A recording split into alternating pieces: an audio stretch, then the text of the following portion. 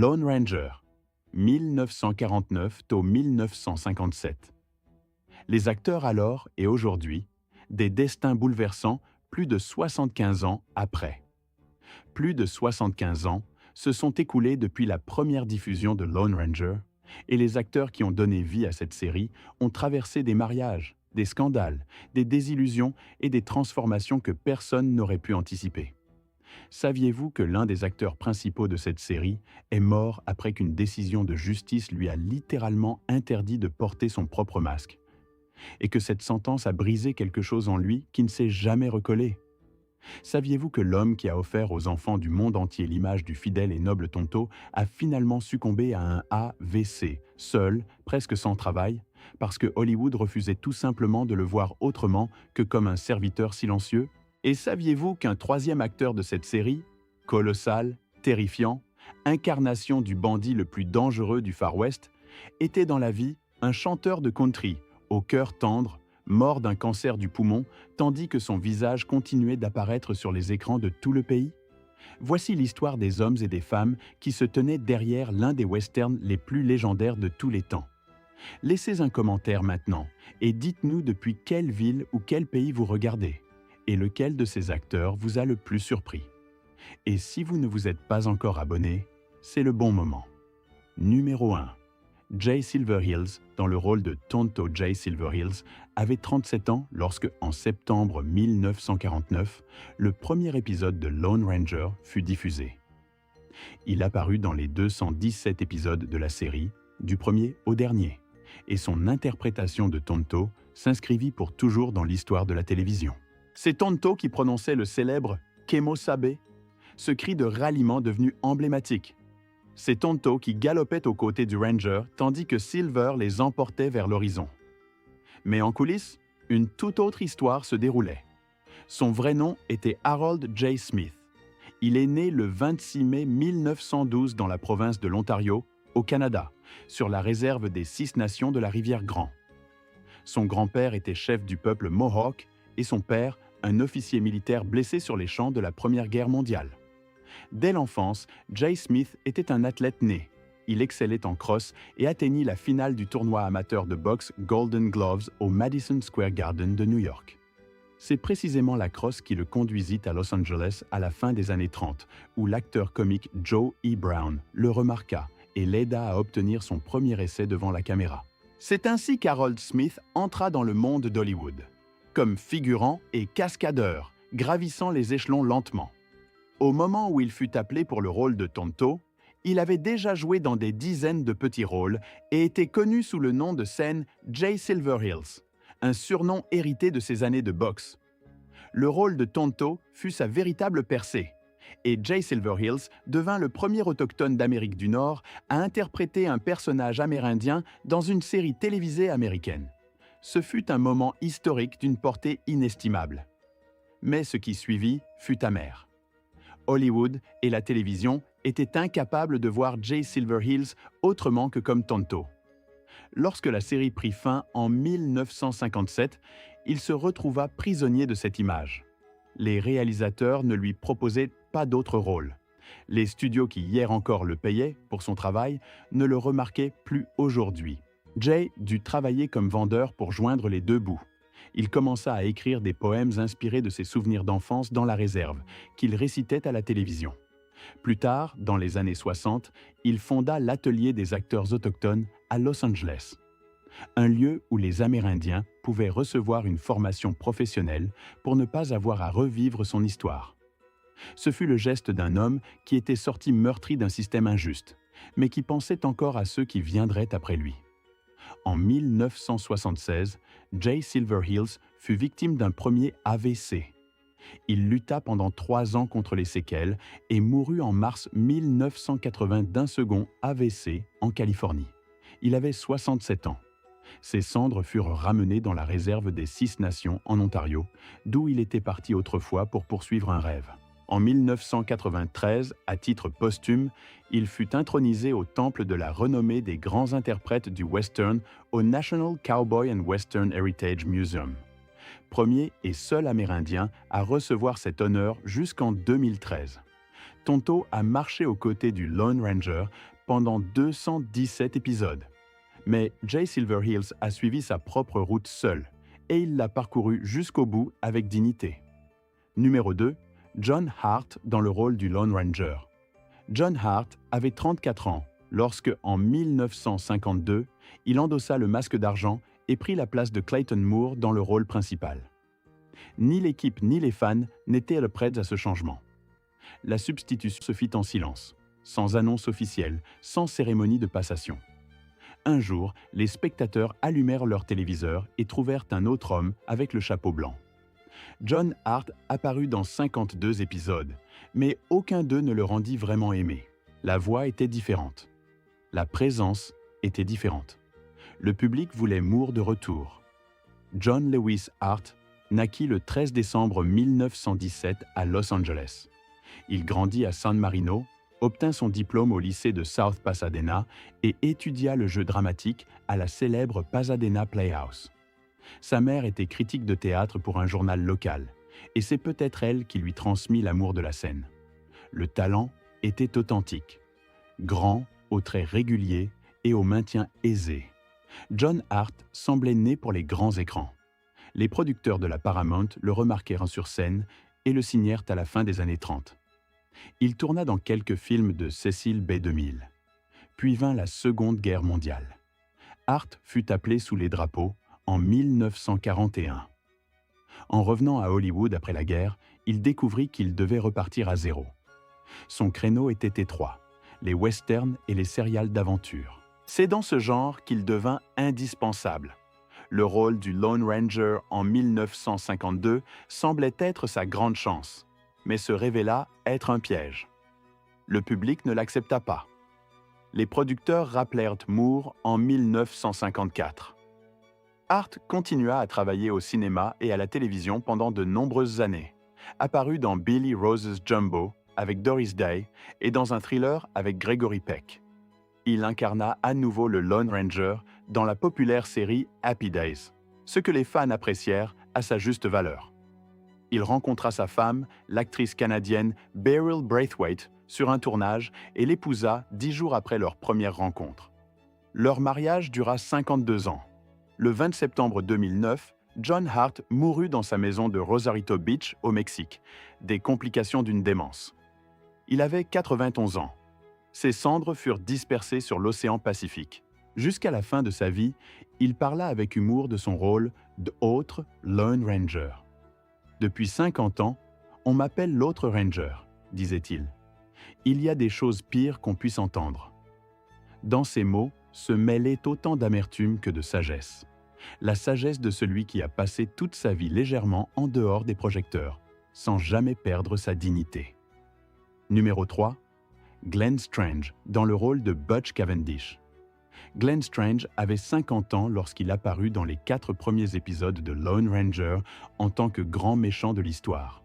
Le cruel Butch Cavendish, le hors-la-loi qui extermina tout un escadron de Texas Rangers en n'en laissant qu'un seul en vie. Ces quelques épisodes suffirent à graver l'image de Cavendish dans la mémoire de générations de spectateurs. Mais rares étaient ceux qui savaient que derrière ce redoutable vilain se cachait un chanteur de country au bon cœur qui avait grandi dans un ranch du Texas. George Glenn Strange naquit le 16 août 1899 dans la petite ville de Weed, au Nouveau-Mexique. Du sang irlandais et cherokee coulait dans ses veines. Il parlait couramment la langue cherokee jusqu'à l'âge d'environ 13 ans. Fils d'un grand éleveur, il quitta l'école à 13 ans pour travailler dans le ranch. Là, entre les étendues de plaines et la poussière, il devint expert dans la maîtrise des chevaux et apprit à chanter autour des feux de camp nocturnes. Glenn était un homme imposant. Il mesurait près d'1,95 m avec des épaules qui occupaient tout l'encadrement d'une porte. Lorsqu'il s'installa à Hollywood dans les années 30, sa carrure le rendit indispensable dans les westerns. Mais sa vraie célébrité ne vint pas en tant que cow-boy, mais en tant que monstre. En 1944, les studios Universal le choisirent pour incarner le monstre de Frankenstein, après que Boris Karloff se fut éloigné du personnage. Strange joua le monstre dans 3 films devenus cultes, La Maison de Frankenstein, La Maison de Dracula et Deux Nigauds contre Frankenstein. Karloff l'entraîna personnellement pendant des heures, lui expliquant la gestuelle et les expressions du personnage. Ce fut une scène extraordinaire, un monstre légendaire passant le relais à un autre. Parallèlement, Glenn Strange composait des chansons. Il collabora avec son collègue acteur de western Eddie Dean et écrivit avec lui plusieurs morceaux country. Lorsque, en 1959, Gunsmoke, la grande saga western américaine, lui confia le rôle régulier de Sam, le barman, il trouva enfin sa place. Il joua ce rôle jusqu'à sa mort, 14 ans, jusqu'en 1973. Gunsmoke devint sa maison et Sam le barman son vrai visage. Le 20 septembre 1973, Glenn Strange mourut d'un cancer du poumon à Los Angeles. Il avait 73 ans. À ses funérailles, chanta Eddie Dean, l'homme avec qui il avait écrit des chansons autour des feux de camp de nombreuses décennies plus tôt. Ce jour-là, on ne faisait pas que dire au revoir à un acteur. On disait au revoir au dernier de ces vrais cow-boys qui se souvenaient encore de l'odeur des plaines au coucher du soleil. Numéro 4, Chuck Courtney, dans le rôle de Dan Reed. Chuck Courtney avait 19 ans lorsqu'il apparut pour la première fois dans Lone Ranger, dans le rôle du neveu du héros, le jeune Dan Reed. De 1950 à 1955, il participa à 14 épisodes, et son personnage se trouvait toujours au cœur de l'action. Pour les jeunes téléspectateurs de l'époque, Dan Reed était la porte d'entrée dans l'univers de la série. Un garçon qui galopait aux côtés de son oncle et savait ce que signifiait faire ce qui est juste. Charles Thomas Courtney Jr. naquit le 23 juillet 1930 à Los Angeles.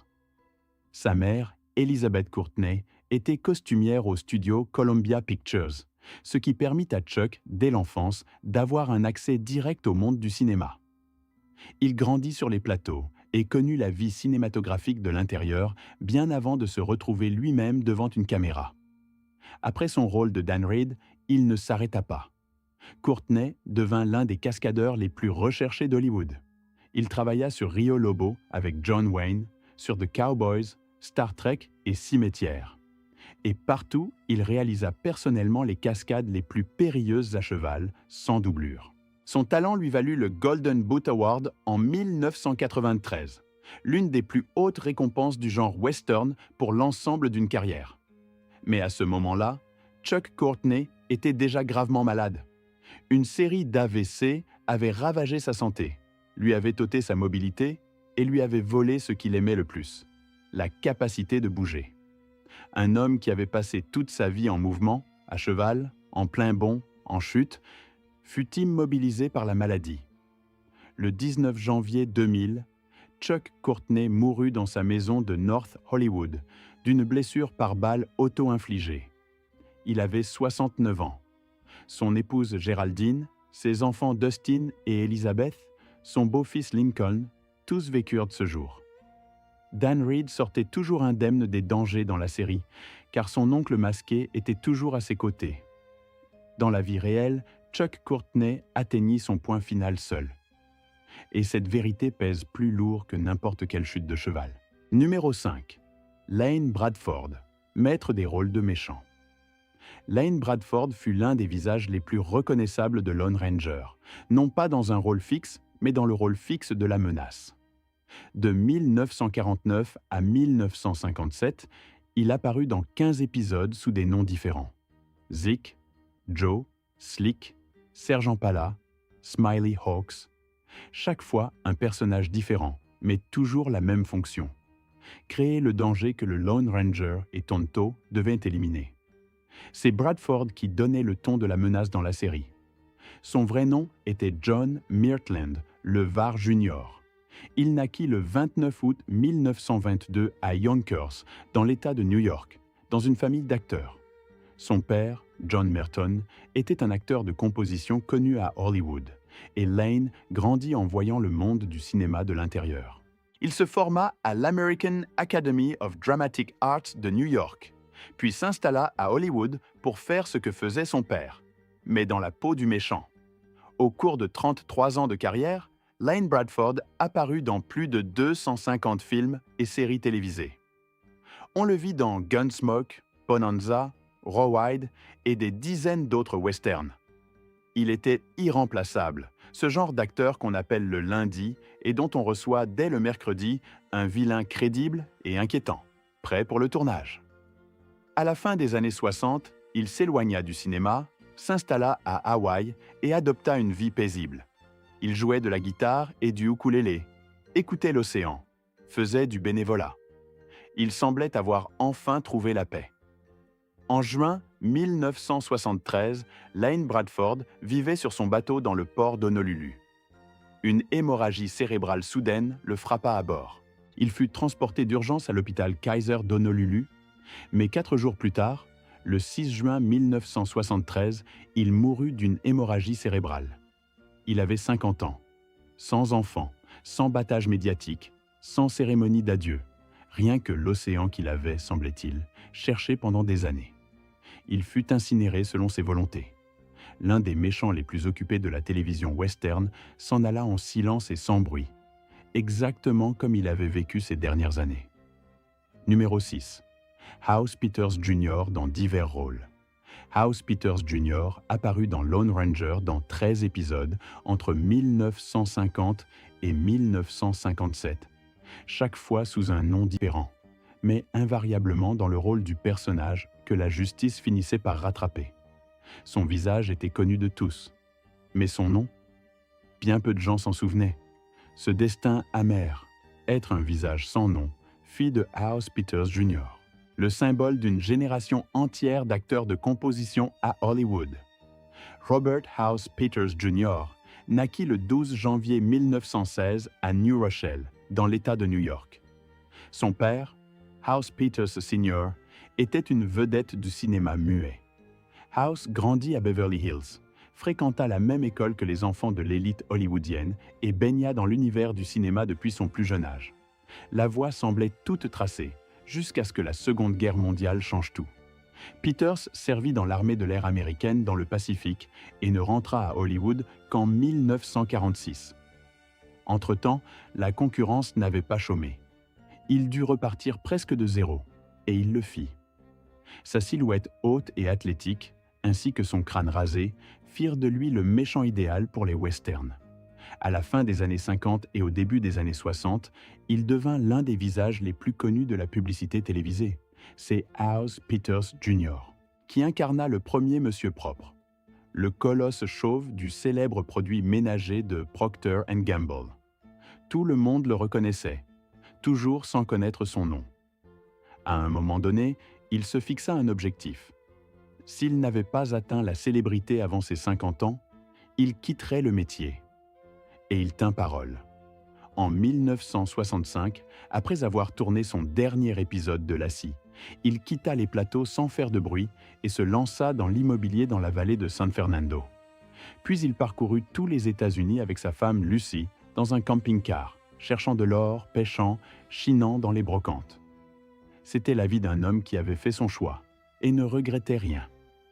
Le 1er octobre 2008, House Peters Jr. mourut d'une pneumonie au Motion Picture and Television Country House and Hospital de Los Angeles. Il avait 92 ans.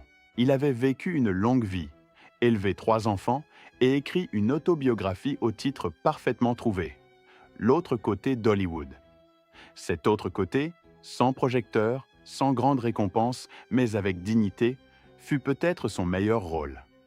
Numéro 7, Mickey Simpson, l'homme de 175 films.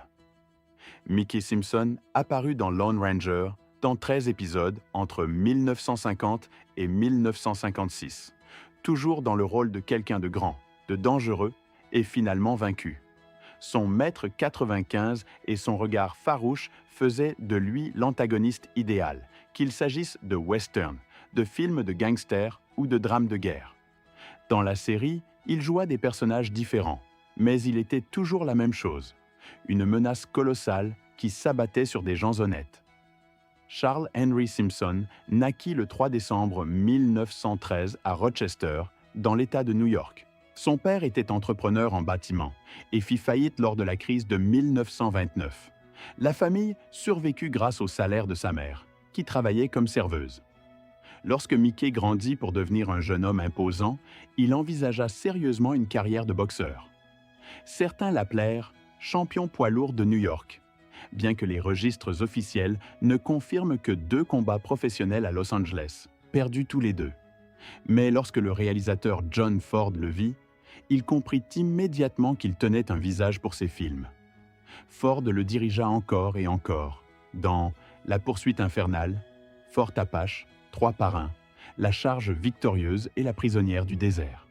Apparaître dans 9 films de John Ford est un label de qualité qui ne s'achète pas.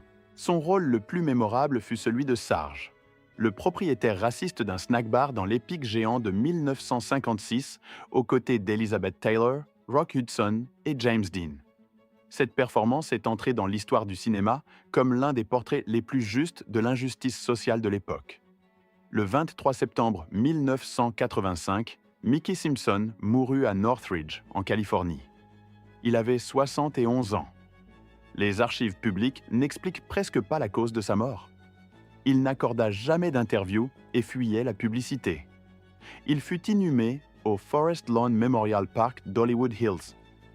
Il laissa derrière lui plus de 175 crédits au cinéma et à la télévision. Un immense legs d'un homme qui passa toute sa vie dans l'ombre, mais dont les ombres donnèrent leur relief aux grandes œuvres. Numéro 8. John Doucette, le pistolero le plus rapide d'Hollywood. John Doucette participa à 11 épisodes de Lone Ranger entre 1949 et 1955, chaque fois sous un nom différent, mais toujours avec le même ensemble de traits. Une allure rude, une voix grave et tonnante, et la capacité de transformer n'importe quel mot en menace. Ses collègues disaient que Doucette était le tireur le plus rapide d'Hollywood. Beaucoup de réalisateurs le réclamaient spécifiquement pour jouer le vilain, car personne d'autre ne dégainait son revolver avec une telle conviction naturelle. John Arthur Doucette naquit le 21 janvier 1921 à Brockton, dans le Massachusetts. Son enfance fut marquée par des déménagements incessants. Son père cherchait du travail pendant la Grande Dépression et la famille allait de ville en ville. À Los Angeles, le jeune John s'éprit du théâtre et étudia à la Pasadena Playhouse. Il fut mobilisé en 1943 et combattit en Europe comme fantassin. Il rentra avec des expériences qui transformèrent complètement sa façon de jouer.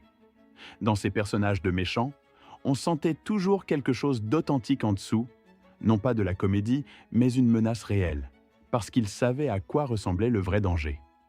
Doucette apparut dans plus de 280 films et séries télévisées. Le sommet de sa carrière fut son rôle dans Patton de 1970, l'épopée guerrière qui remporta l'Oscar du meilleur film. Doucette y incarnait le général Truscott sous le commandement du personnage porté à l'écran par George C. Scott. Ce fut le moment où tout Hollywood prit enfin conscience de l'envergure de son talent. Il apparut aussi dans $100 pour un shérif, Cléopâtre et les fils de Katie Elder aux côtés de John Wayne. Marié à la chanteuse lyrique Catherine Semble depuis 1948, il éleva 8 enfants. Vers la fin de sa vie, il fonda la Stagecoach Acting School à Banning, en Californie, et continua à enseigner son métier aux jeunes acteurs jusqu'à presque la fin. En 1991, Catherine s'éteignit. 3 ans plus tard, le 16 août 1994, John Doucette mourut d'un cancer chez lui à Banning. Il avait 73 ans. Le pistolero le plus rapide d'Hollywood s'en alla en silence, laissant derrière lui 8 enfants, une école et près de 300 rôles. C'est assez pour toute une vie. Sa place à Hollywood ne fut jamais vraiment comblée. Numéro 9, Harry Lauter, l'homme de près de 300 films. Harry Lauter apparut dans Lone Ranger 11 fois entre 1949 et 1956, comme toujours sous des noms et dans des rôles différents. Luke Potter, Garth Sandrich, Drake. Il était le spécialiste des seconds rôles de méchants, l'homme qui rend le cinéma de genre crédible sans revendiquer la première place.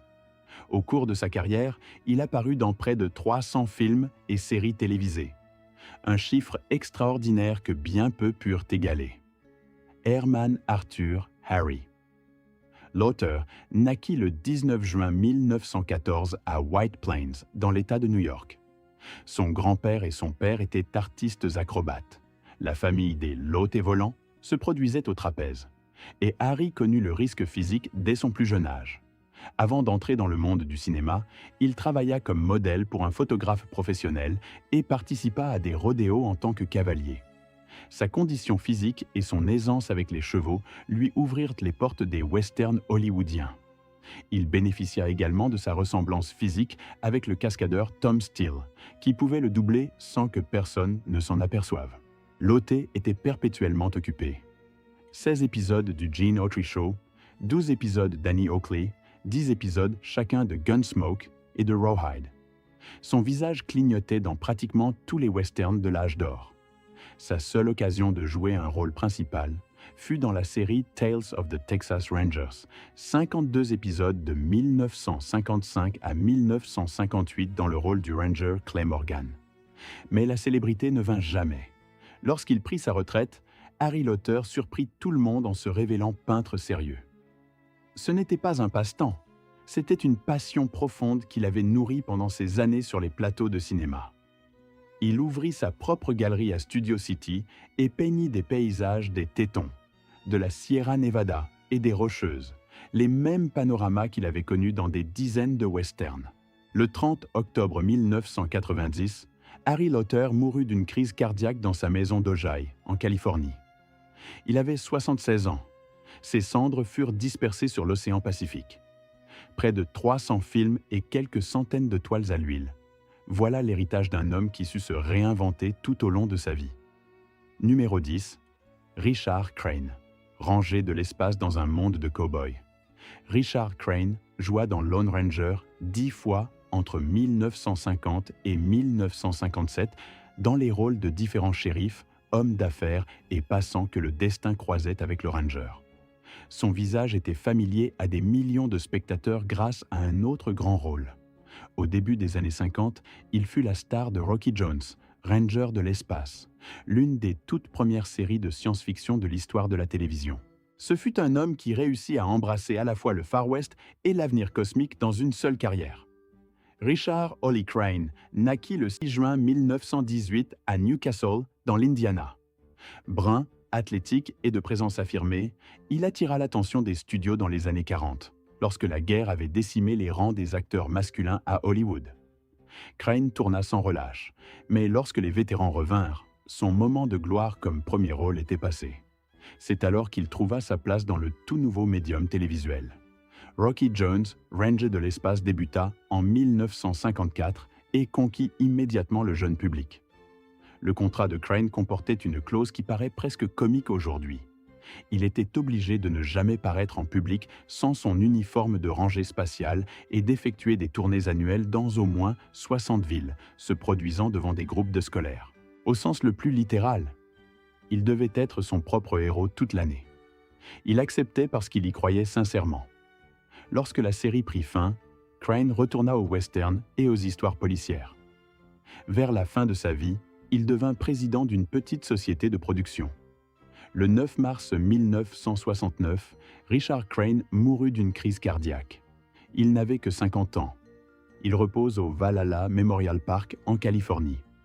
L'homme qui avait conquis à la fois les prairies et les systèmes stellaires s'en alla trop tôt, à l'âge où il aurait encore pu accomplir tant de choses. Numéro 11. Sandy Sanders, cascadeur, moniteur d'équitation et gardien de la prairie Sandy Sanders, apparut dans Lone Ranger dans 11 épisodes de 1949 à 1957, tantôt comme représentant de l'ordre, tantôt comme cow-boy convoyeur, tantôt comme simple voix fugace de la prairie. Ses rôles étaient petits, mais sa contribution à la série allait bien au-delà du jeu d'acteur. Sanders était cascadeur, dresseur de chevaux, et partie vivante de cette culture cow-boy authentique sans laquelle ces histoires n'auraient pas sonné juste. Sandy Sanders naquit le 23 mai 1919 à Hereford, au Texas. Il grandit en déménageant d'un endroit à l'autre avec sa famille. Après son service militaire pendant la Seconde Guerre mondiale, il monta un spectacle équestre et prit la route. Un jour, au Kansas, il tomba sur une équipe de tournage. Le producteur le regarda et lui dit « Vous devriez aller à Hollywood ». Sanders haussa les épaules et y alla. Il fut immédiatement engagé comme doublure de Gene Autry à la Columbia Pictures. Pendant 4 décennies, il réalisa des cascades, dressa des chevaux, ouvrit des clubs d'équitation et donna des cours d'équitation. C'était un homme de la terre au sens le plus littéral, agrippé aux rênes et à l'odeur de l'écurie comme aux choses les plus réelles de la vie. Le cinéma était son travail, mais les chevaux étaient sa passion. Le 2 janvier 2005, Sandy Saunders mourut à Santa Maria, en Californie. Il avait 85 ans. Il avait vécu une longue vie en mouvement, à travers la guerre, la prairie, les plateaux de tournage et les écuries. Tout le monde ne laisse pas un nom célèbre derrière soi. Mais ceux qui l'avaient vu, ne serait-ce qu'une fois, se mettre en selle savaient. Voilà un homme qui avait compris quelque chose d'essentiel sur la liberté. Numéro 12, John Casson, le boxeur d'acier découvert par Abbott et Costello John Casson, apparu dans Lone Ranger dans 12 épisodes, à partir de la toute première saison de 1949 jusqu'à 1957. Les rôles variaient, mais l'essence restait la même. Il était toujours l'homme qu'il fallait vaincre. Hacker, Cleet, Tug Kennedy, Shorty, Raw Wide. Les noms changeaient, mais derrière eux se trouvait toujours le même visage, légèrement carré, déterminé, prêt à en découdre.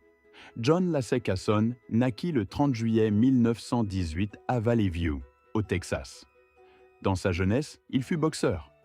Sa victoire au tournoi Golden Gloves de Dallas lui ouvrit la voie vers le ring professionnel, et son contrat fut racheté par les acteurs George Raft et Hugh Herbert qui voyaient en lui quelque chose de particulier. Mais la carrière de boxeur ne décolla pas. Puis, au cours d'un déjeuner à la cantine d'un studio hollywoodien, il fut remarqué par le duo comique Abbott et Costello.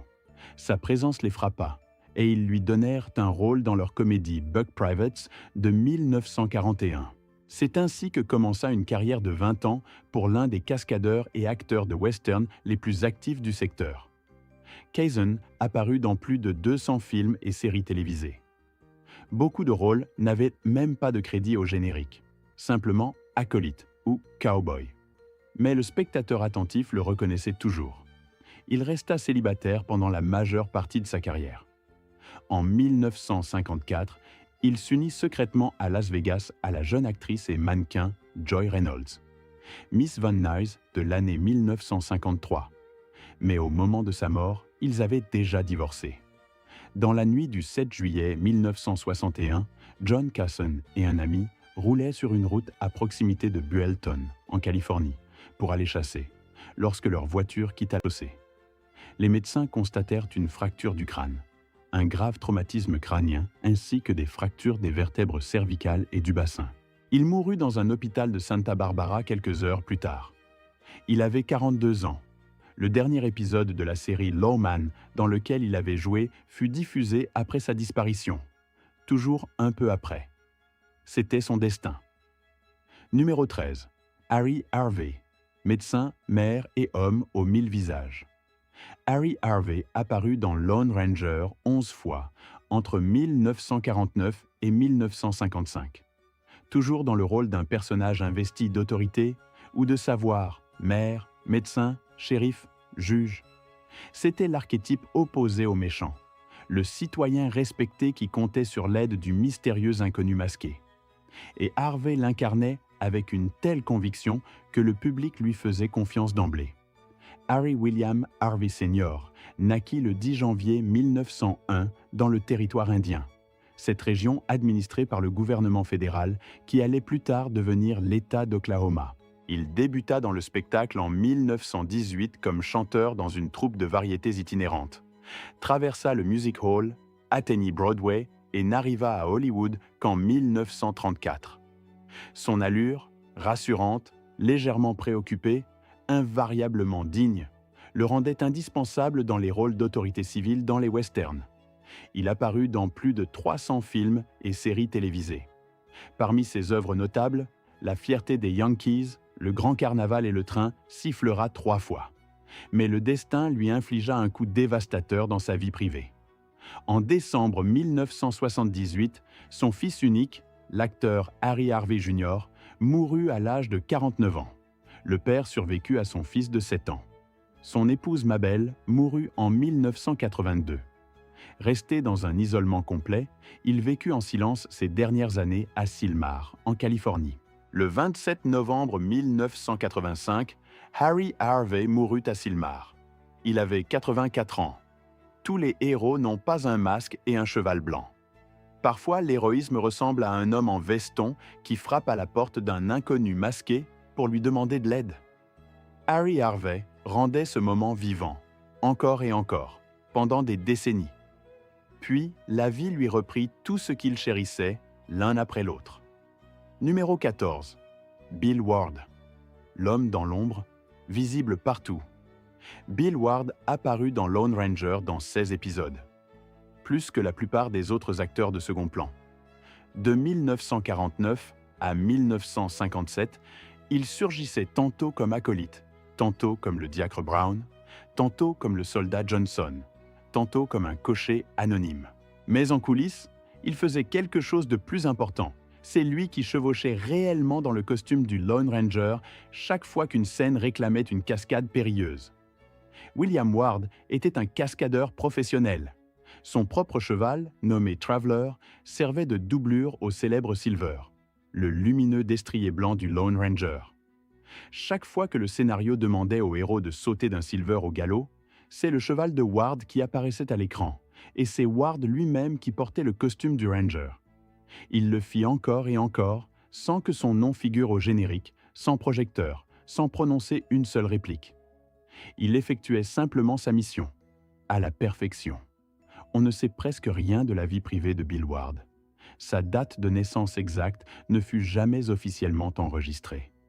Il n'existe quasiment aucun document public sur son mariage, ses enfants ou son existence après Lone Ranger. Il est entré dans cette histoire en silence et en est sorti de même. C'est peut-être la description la plus précise d'une strate entière de l'histoire d'Hollywood. Les personnes qui soutenaient l'arrière-plan et accomplissaient le travail le plus risqué, tandis que les vedettes brillaient au premier plan. Chaque fois que le Silver à l'écran se cabrait contre un ciel incandescent de coucher de soleil, quelque part hors champ se trouvaient Bill Ward et son cheval. Numéro 15, Clayton Moore dans le rôle du Lone Ranger. Et enfin, l'homme sans lequel cette série n'aurait été qu'une série parmi d'autres. Clayton Moore avait 35 ans lorsque, le 15 septembre 1949, fut diffusé le premier épisode de Lone Ranger. Il joua dans 169 des 221 épisodes produits, plus que tout autre acteur dans le rôle principal. Et lorsque la série se termina, il ne retira pas son masque. Il le porta pendant 40 ans de plus. Son vrai nom était Jack Carlton Moore. Il naquit le 14 septembre 1914 à Chicago. Sa mère s'appelait Teresa Violette. Son père était agent immobilier. Dans la famille, il y avait 3 garçons et Jack était le cadet. Dès l'âge de 8 ans, il était acrobate de cirque et à 14 ans, il se produisait déjà au trapèze. En 1934, lors de l'exposition universelle du siècle du progrès à Chicago, le public applaudit ses acrobaties aériennes. À la fin des années 30, il s'installa à Hollywood, adopta le nom de scène Clayton sur la suggestion d'un producteur et commença une carrière de cascadeur et d'acteur dans les serials de la Republic Pictures. En 1949, le producteur George W. Trendle le vit dans le serial Le Fantôme de Zorro et lui offrit immédiatement le rôle principal dans la version télévisée de Lone Ranger. Moore travailla sa voix pour la rapprocher de celle du Ranger radiophonique. Il étudia le code d'honneur du Lone Ranger, un ensemble de principes sur la justice, l'honnêteté et le respect de la vie, et décida de les appliquer dans sa propre existence. Ce n'était pas du jeu d'acteur, c'était une vocation. Lorsqu'en 1952 les producteurs le remplacèrent par John Hart en raison d'un différend contractuel, le public sentit la différence immédiatement. 2 ans plus tard, Moore revint, et le public exulta. Après la fin de la série en 1957, il aurait pu prendre sa retraite. Au lieu de cela, il revêtait le masque et le costume pour chaque apparition publique, dans les centres commerciaux, aux inaugurations de restaurants, lors des fêtes pour enfants. 40 ans de suite, sans interruption. Puis arriva 1979, et avec lui, l'une des batailles judiciaires les plus scandaleuses de l'histoire d'Hollywood.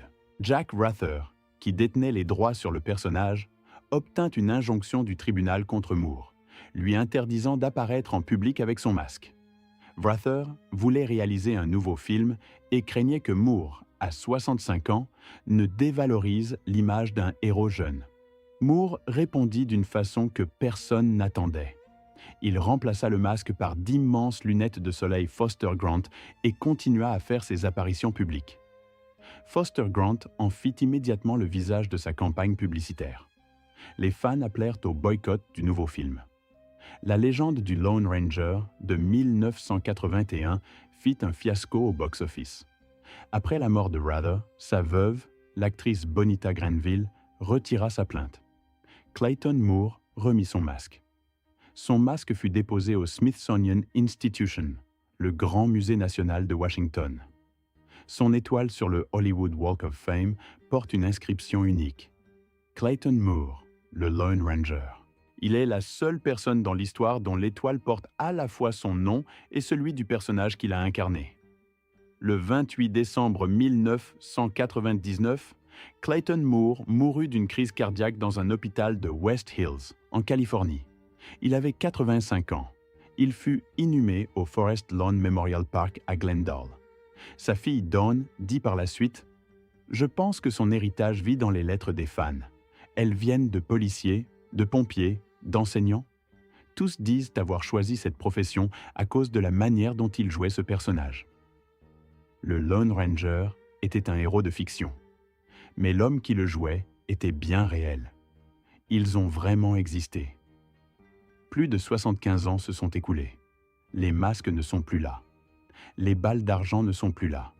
Mais les hommes et les femmes qui ont construit ce monde, semaine après semaine, devant une caméra, eux, ils étaient bien réels. Certains moururent jeunes, emportant avec eux des histoires inachevées.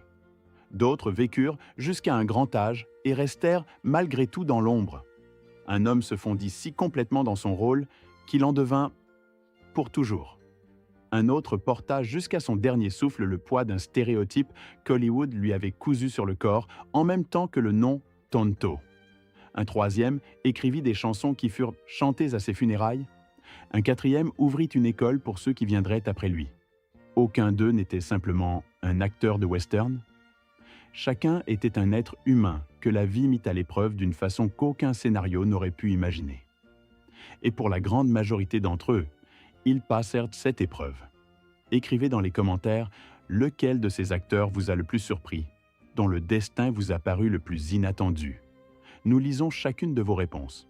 Et si vous n'avez pas encore appuyé sur le bouton d'abonnement, faites-le maintenant. Des histoires comme celle-ci paraissent ici chaque semaine. Des histoires de gens que l'écran se souvient encore, mais que le monde a oubliés. Hi-yo, Silver, en avant.